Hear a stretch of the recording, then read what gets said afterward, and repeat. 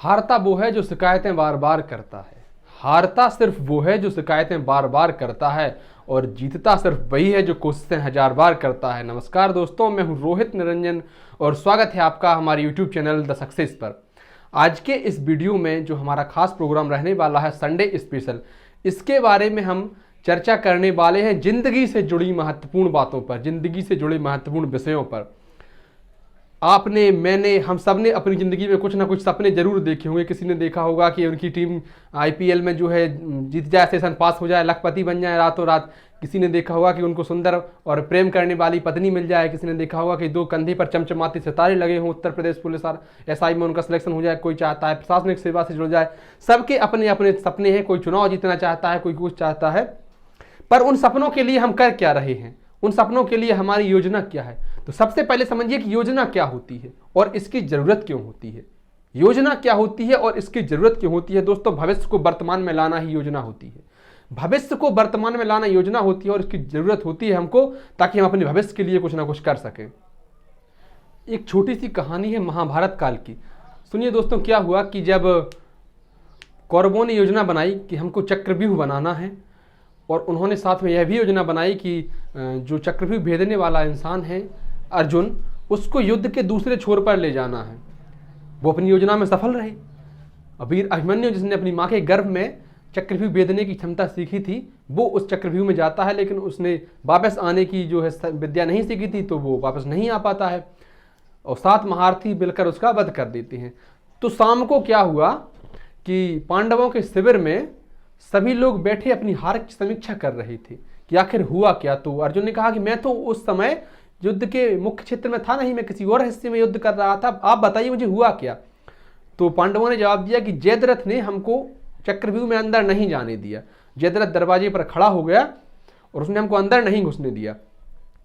तो फिर अर्जुन ने एक प्रतिज्ञा कर ली कि कल सूर्यास्त होने से पहले मैं जयद्रथ का वध कर दूंगा, अन्यथा स्वयं भी अग्नि में समा जाऊंगा। अगर मैं ऐसा नहीं कर पाया तो स्वयं आत्मदाह कर लूंगा।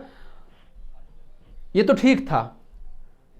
कौरवों की सेना में जब ये खबर लगी तो खलबली मच गई। जयद्रथ भी घबराने लगा। सेना के सबसे पीछे वो खड़ा हो गया और उसने बाकी जो सैनिकों ने कहा, महारथियों ने कहा कि आप चिंता मत करिए, हम कुछ नहीं होने देंगे। अब अर्जुन ने जब युद्ध करना शुरू किया, अपनी पूरी क्षमता से युद्ध कर रहे थे। शाम होते होते वो जयद्रथ तक नहीं पहुंच पाए और फिर क्या हुआ कि भगवान कृष्ण ने अपनी लीला दिखाई। बादलों से कहा कि बादलों, उनके एक इशारे पर बादलों ने सूर्य को ढक लिया।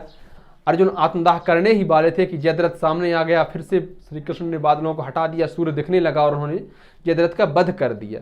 लेकिन भगवान श्री कृष्ण ने अर्जुन से एक बात कही कि तुम वही अर्जुन हो जिसे अपने लक्ष्य स्वरूप सिर्फ चिड़िया की आंख दिखती थी। वो चिड़िया भी पूरी नहीं दिख रही थी, उसका ध्यान सिर्फ चिड़िया की आंख पर था।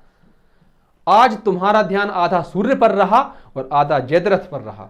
तुम इसलिए हारने ही वाले थे। अगर भगवान लीला ना करते तो शायद अर्जुन हार भी गए थे। तो इस कहानी से मेरा कहने का मतलब यह है कि जो हमने लक्ष्य देखा है, जो हमने अपने लिए लक्ष्य चुना है, चाहे वो आईपीएल में हो या करियर में हो, सरकारी नौकरी में हो, बिजनेस में हो, उसको पूरी तरह से अमल में लाना है। मैं एक बात कहूंगा आपसे कि प्यार करो तो हद से ज्यादा, नफरत उससे भी ज्यादा। प्यार करो तो हद से ज्यादा, नफरत उससे भी ज्यादा। अरे दोस्ती करो तो ऐसी कि दूसरे के लिए जान दे दे, दुश्मनी करो तो ऐसी कि दोनों में से एक जिंदा रहे। पढ़ो तो ऐसे कि पूरी आपके जितने भी सहपाठी हैं आप सबसे अव्वल रहें। खेती करो तो ऐसे कि बगल वाले खेतों से हमेशा आपकी उपज ज्यादा हो। धंधा करो तो ऐसे कि मार्केट में सबसे ज्यादा वैल्यू आपकी हो। मेरा कहने का मतलब है कि जो भी करो पूरे समर्पण से करो, पूरे मन से करो, पूरे दिल से करो, सफलता आपके जरूर हाथ लगेगी। ये योजना का पहला चरण होता है दोस्तों।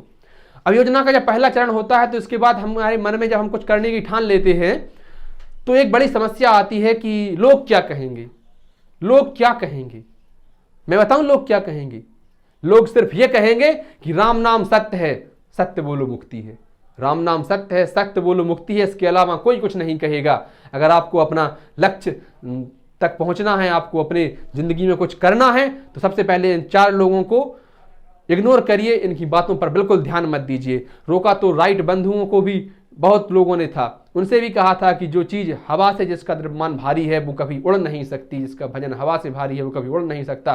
25 साल लगी थी दोनों भाइयों को मेहनत करने में, लेकिन उन्होंने वायुयान उड़ा दिया था और साइकिल के स्पेयर पार्ट से वायुयान बनाया था। राइट बंधुओं की मैं बात कर रहा हूं। देखिए दोस्तों, जिंदगी में अगर सफल होना है तो योजना का बहुत ज्यादा महत्व होता है, और योजना की शुरुआत होती है अपने लक्ष्य के प्रति वफादार होने से, अपने लक्ष्य के प्रति ईमानदार होने से, और जो चार लोग जो नेगेटिव बातें करती हैं, जो मन विचलित करती हैं, उनसे दूर होने से। इसके बाद आपने जिस भी सेक्टर में अपना भविष्य देखा हो उसके बारे में विस्तृत जानकारी करिए और पूछिए कि आप ये सब क्यों कर रहे हैं। एक सफल इंसान से जब पूछते हैं तो उसके पास सिर्फ एक वजह होती है अपने लक्ष्य तक पहुंचने की, लेकिन जब हम एक असफल इंसान से पूछते हैं तो उसके पास हजार बहाने होते हैं। सफल होना है आपको, हमें या किसी को भी, तो योजना बनानी पड़ेगी, और अगर योजना बनानी है तो जिंदगी में ठानना पड़ेगा। अगर मैं आपसे कहूं ये दीवार, इसको तोड़ दीजिए, आप कहें क्या बेवकूफ आदमी, क्यों तोड़े हम दीवार। और अगर मैं आपसे कहूँ इस दीवार के उस तरफ 5 लाख रुपए रखे हैं, आप तोड़ दीजिए, दीवार उठा ले जाइए, फिर आप ये नहीं देखेंगे कि सब्बल से तोड़ना है, कि हाथ से तोड़ना है, कि फावड़े से तोड़ना है, कैसे तोड़ना है, आप दीवार तोड़ना शुरू कर देंगे, क्योंकि आपके पास लक्ष्य है, आपने ठान लिया है कि 5 लाख रुपए मुझे चाहिए।